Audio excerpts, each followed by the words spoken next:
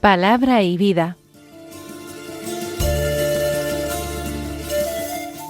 Con el padre Manuel Horta, desde Sevilla.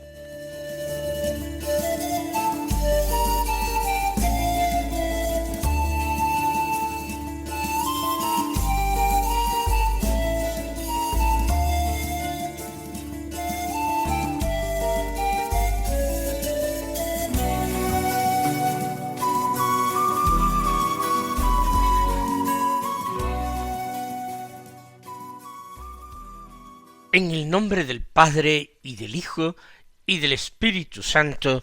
Amén. Alabados sean Jesús y María. Muy buenos días, queridos amigos, oyentes de Radio María y seguidores del programa Palabra y Vida. Hoy es el martes de la 25ª semana del tiempo ordinario. Y este martes es día 23 de septiembre. Estamos recién comenzando el otoño, empezó ayer, y este día nos trae la fiesta de un santo cuya vida llenó una buena parte del siglo XX y que fue realmente un gran profeta del siglo XX. Estamos hablando de San Pío de Pietrelcina, del Padre Pío. Nació este santo el día 25 de mayo de 1887, en el pueblo de Pietrelcina, en Italia. Muy joven, con solo 15 años, en 1903, entró en el noviciado de la orden de los capuchinos, franciscanos capuchinos. En 1907 hizo, después de un año de noviciado y 3 de votos temporales, en que empezó ya a hacer sus estudios de filosofía en distintos conventos. El noviciado fue en Morcone, pero pasó por distintos conventos haciendo los estudios necesarios para la ordenación sacerdotal. Y en 1907 hizo ya la profesión de votos perpetuos y solemnes. Y en 1910 fue ordenado sacerdote en la catedral de Benevento, en agosto de 1910. Pero pasó unos 6 años después de ordenado sacerdote en su pueblo de Pietrelcina, viviendo con sus padres por motivos de salud. Providencialmente, y después de pasar unos meses por consejo de otro fraile en el convento de San Giovanni Rotondo, y advirtiendo que en ese lugar su salud mejoraba, pues los superiores lo destinaron a él. Entonces, en septiembre de 1916, es enviado allí a este convento de San Giovanni Rotondo, que está un par de kilómetros alejado de la población, y allí se quedó sin más cambios hasta su muerte. Y toda su vida, pues, la dedicó a la confesión, a la dirección espiritual de almas, en persona y por carta, y celebrar la Eucaristía con mucho detenimiento, con un gran fervor, que terminó atrayendo a miles y miles de personas. Incomprensiones y persecuciones jalonaron su vida, sobre todo persecuciones e incomprensiones de los más cercanos, y por tanto las más dolorosas, de su propia orden, de los capuchinos, y de autoridades eclesiásticas, que le llevaron incluso a suspenderse el permiso de confesar y de celebrar misa en público. En 1956 fundó la Casa del Alivio del Sufrimiento. Es un hospital. Fue estigmatizado. Empezó esto pronto con unos estigmas invisibles, cuando vivía todavía en Pietrelcina, y más tarde los recibió de una forma visible, y duraron estos estigmas casi 50 años hasta su muerte, y misteriosamente, muy poco antes de su muerte, un par de días antes de su muerte, desaparecieron.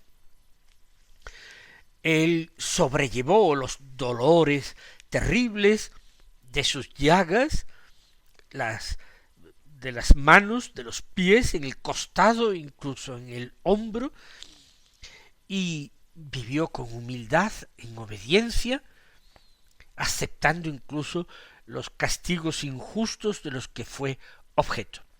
Y murió tal día como hoy, un día 23 de septiembre del año 1968. Solo 31 años después fue beatificado por San Juan Pablo II, que igualmente lo canonizó en la canonización más multitudinaria que se conoce en la Iglesia Católica en el año 2002. Vamos a escuchar la palabra de Dios. Ayer comenzábamos con el Evangelio y dijimos que ahora, durante un tiempo, íbamos a centrarnos en la meditación del Evangelio y, subsidiariamente, si sobrara tiempo, nos ocuparíamos de la primera lectura. El Evangelio de hoy es muy corto, solo 3 versículos. Es el Evangelio de San Lucas, el que estamos ahora leyendo de forma continuada. Del capítulo 8, los versículos 19 al 21, que dicen así: En aquel tiempo vinieron a Jesús su madre y sus hermanos, pero con el gentío no lograban llegar hasta él. Entonces le avisaron: tu madre y tus hermanos están fuera y quieren verte. Él respondió diciéndoles: mi madre y mis hermanos son estos, los que escuchan la palabra de Dios y la cumplen. Comienza este texto que escuchamos en la Santa Misa del día con la venida de la Santísima Virgen y de los hermanos de Jesús. María, desde que Jesús comenzó su vida pública, había seguido viviendo en Nazaret. Con toda probabilidad, ella ya era viuda. Sin embargo, en Nazaret no debían de faltarle parientes y conocidos. Es posible que la Santísima Virgen fuera natural de Nazaret, hubiera nacido allí, independientemente de la tribu a la que perteneciera. Por tanto, pertenecía a una familia con un concepto mucho más amplio, extenso, del que tenemos hoy día. Por eso María viene a donde se encuentra Jesús, buscando su rastro, porque Jesús no paraba demasiado tiempo en ningún lugar, quiere verlo, pero va acompañada por unas personas a las que el texto de San Lucas llama los hermanos de Jesús. Estos hermanos no son hermanos carnales, como ustedes ya saben, sino que tanto en hebreo como en arameo el término hermanos abarca un sentido y un significado más amplio que nuestro castellano actual. Por tanto, son parientes seguramente de la misma generación que Jesús, más o menos de su misma edad, los que han sido sus compañeros de juegos durante la parte de la infancia que Jesús pasó en Nazaret, compañeros de la adolescencia de Nazaret. Fíjense que se habla en las Sagradas Escrituras de hermanos del Señor, de los que se aporta sus nombres: Santiago, José, Simón, Judas. De estos 4 probablemente 3 eran apóstoles: Santiago, el que llamamos el menor, y Simón, y también el que llamamos Simón Zeloteo, Simón Cananeo, y Judas, el Judas Tadeo. Eran parientes, por tanto, del Señor. y acompañan a María porque los caminos en la época eran peligrosos para que una mujer sola los transitara. ¿Y dónde encuentran a Jesús? Este texto habla simplemente de que Jesús estaba rodeado de una multitud. Es San Marcos el que al describir la escena nos dice que estaba Jesús en una casa y que había personas sentadas rodeando a Jesús. Por tanto, parece que María y los parientes tienen suerte, y el lugar donde encuentran a Jesús es como su base de operaciones, Cafarnaún, donde vivía Pedro y Andrés, que eran hermanos. Este texto parece que viene después de la elección de los 12, cuando después de elegirlos regresan a Cafarnaún. Posiblemente es en la casa de Simón Pedro, donde María sabe que Jesús ha fijado temporalmente su residencia, o esporádicamente su residencia, donde lo encuentra. Aunque el texto, ya digo, en San Lucas no lo aclara. Lo que sí San Lucas dice es que Jesús está rodeado de un gran gentío, porque Jesús ha comenzado ya su predicación y ha comenzado a realizar sus signos, sus milagros. Ahora, diríamos, es el comienzo de su vida pública y tiene mucho éxito. Va a despertar los celos y las iras de los escribas, de los doctores de la ley, de los fariseos. ¿Por qué? Porque sin tener unos estudios reconocidos y avalados por algún rabino famoso, sin embargo, Jesús es aceptado por multitudes como un rabino particularmente sabio, y algunos hablan de él como de un gran profeta, y otros se atreven a comentar de si no será acaso Jesús el Mesías esperado. Todo eso pone muy impacientes y muy nerviosos a los fariseos. Por eso Jesús está rodeado de multitudes, le escuchan, siguen sus enseñanzas, verdaderamente originales. Nadie jamás ha hablado como este hombre, llegan a comentar de él. Sus enseñanzas no tienen nada que ver con esas enseñanzas de los escribas, que lo único que se limitan es a comentar comentarios de otros maestros anteriores a ellos, y ocuparse de una casuística interminable y aburrida que solamente ellos son capaces de memorizar. Por tanto, Jesús tiene mucho éxito estar rodeado.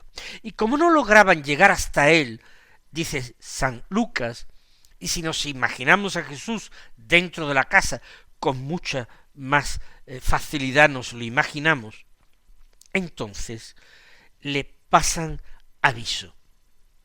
Seguramente de uno a otro van pasando este aviso. Tu madre y tus hermanos están fuera y quieren verte. Es una visita. María lo tiene ahora tan cerca a Jesús, y sin embargo no puede llegar hasta él, no puede verle, no puede abrazarle y besarle. Y llevará ya tiempo sin verle, quizás por lo menos meses sin verle. Pensemos en ese amor de María, que va creciendo, si fuera posible hablar de crecimiento, que se va despertando precisamente con el tiempo, con la espera. Es un camino que nosotros también tendríamos que considerar.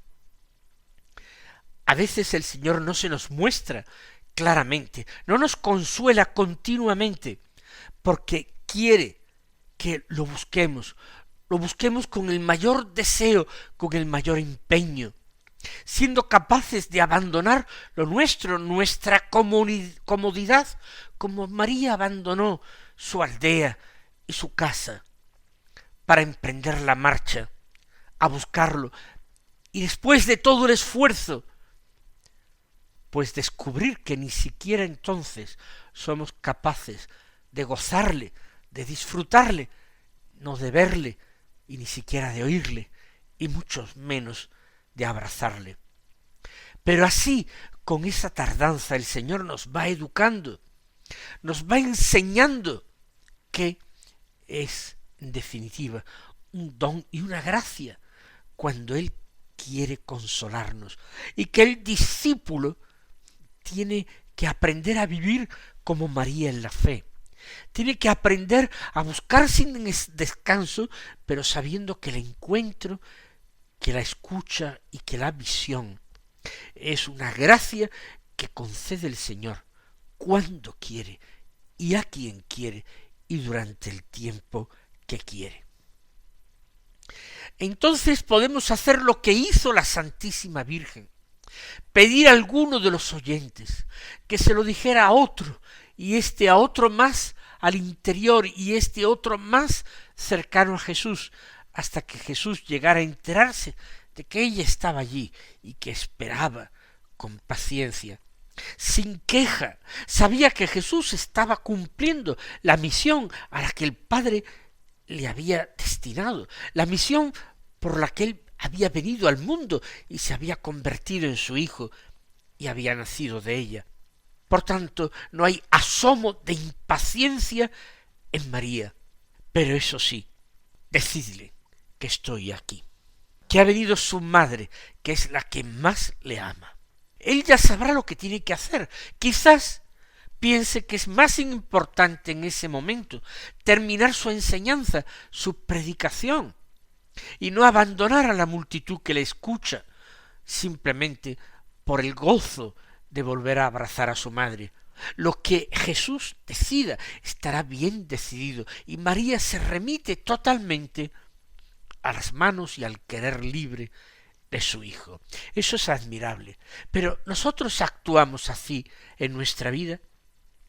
¿O nos impacientamos porque nos parece que hacemos mucho para buscar a Jesús, que practicamos muchas buenas obras, que leemos mucho la Escritura, que vamos a visitarle al sagrario con frecuencia, que participamos en la Eucaristía y recibimos los sacramentos muy a menudo, y parece que ya tendríamos derecho a ser atendidos por Jesús y consolados por Él, por sus palabras, por su presencia? No, ahí no estamos realmente en la escuela de María. La escuela de María es la escuela de la paciencia y de la humildad, y del decir a otro, yo estoy aquí. Decidle que desearía ser abrazada por él, que aquí están su madre y sus hermanos. Cuando parece que el Señor se ausenta y no somos capaces de encontrarle en la oración y a veces en la vida, sí que es legítimo decirle a otras personas que recen por nosotros, que le digan al Señor que estamos ahí, que queremos verle, que queremos estar con Él. Recuerdo un versículo del Cantar de los Cantares en el cuarto poema, es en el capítulo 5, versículo 8, cuando la amada le dice a las hijas de Jerusalén, al coro de las hijas de Jerusalén, si encontráis a mi amado, ¿qué le habéis de decir? Que yo desfallezco de amor. La amada lo busca, pero entiende que a veces no tiene derecho a encontrarlo. Por eso, a quienes tienen la suerte de disfrutarlo, de contemplarlo, les da esa encomienda, ese recado. ¿Qué le diréis? Que yo desfallezco de amor. Eso es lo que a mí me sugiere ese recado. Tu madre y tus hermanos están fuera y quieren verte. Detrás de esa expresión quieren verte, que parece una expresión demasiado fría. ¿Qué se esconde sino el amor de una madre? Y cuando Jesús escucha ese recado que le dan, sigue enseñando a la multitud y dice una frase desconcertante que podría ser dolorosa para su madre si la escuchara en ese momento, porque no es fácil de entender. Él, a ese recado que le dan, dice: no, abridle un pasillo para que ella entre hasta aquí y se siente a mi lado. No dice eso, ni se apresura él mismo a salir para encontrarse a su madre, sino que dirigiéndose a esa multitud que le rodea, dice: mi madre y mis hermanos son estos, es decir, los que estaban rodeándole en escucha atenta de sus palabras. Y aclara: los que escuchan la palabra de Dios y la cumplen. No simplemente los espectadores curiosos, no, los que son verdaderos discípulos, los que vienen para aprender y luego ponen en práctica sus enseñanzas. Esos son para Jesús, dice, su madre y sus hermanos. Esos son sus parientes más cercanos. ¿En qué sentido somos hermanos de Jesús y en qué sentido somos o podemos ser madre de Jesús? Son expresiones que a veces se nos resisten. Vamos a empezar por la más sencilla. ¿Qué implica ser hermanos de Jesús? Hermanos de Jesús, es fácil aplicarse ese título porque Él es el Hijo único de Dios, pero sabemos que en Él somos adoptados por el Padre como hijos. De tal manera que aunque no somos de su misma naturaleza, sin embargo, Él participa de nuestra naturaleza humana y por la gracia de la adopción filial se constituye en nuestro hermano mayor. Por tanto, la fe, que viene de la escucha de la palabra, precisamente de la escucha de la palabra, de oír a Jesús y poner en práctica sus enseñanzas, de eso nos viene el convertirnos en hermanos de Jesús. Pero, ¿y la expresión madre de Jesús? Es más atrevida, pero fíjense ustedes que la escucha de la palabra de Dios permite el nacimiento de buenas obras en nuestra vida. Permite el nacimiento de una vida nueva en nosotros, de un nacer de nuevo de nosotros. Por el Espíritu Santo, como María, que escuchó de Gabriel en la Anunciación: el Espíritu Santo vendrá sobre ti, y el poder y la sombra del Todopoderoso te cubrirá. Entonces, ser madre de Jesús es precisamente permitir, por la escucha de la palabra, permitir que Jesús se vaya configurando en nosotros, vaya creciendo en nosotros, vaya teniendo a través de nosotros una presencia especial en el mundo. Pues, mis queridos hermanos, que el Señor os colme de sus bendiciones y hasta mañana si Dios quiere.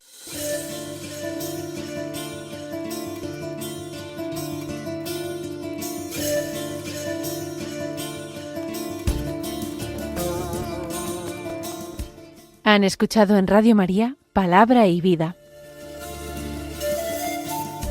un programa que dirige el Padre Manuel Horta.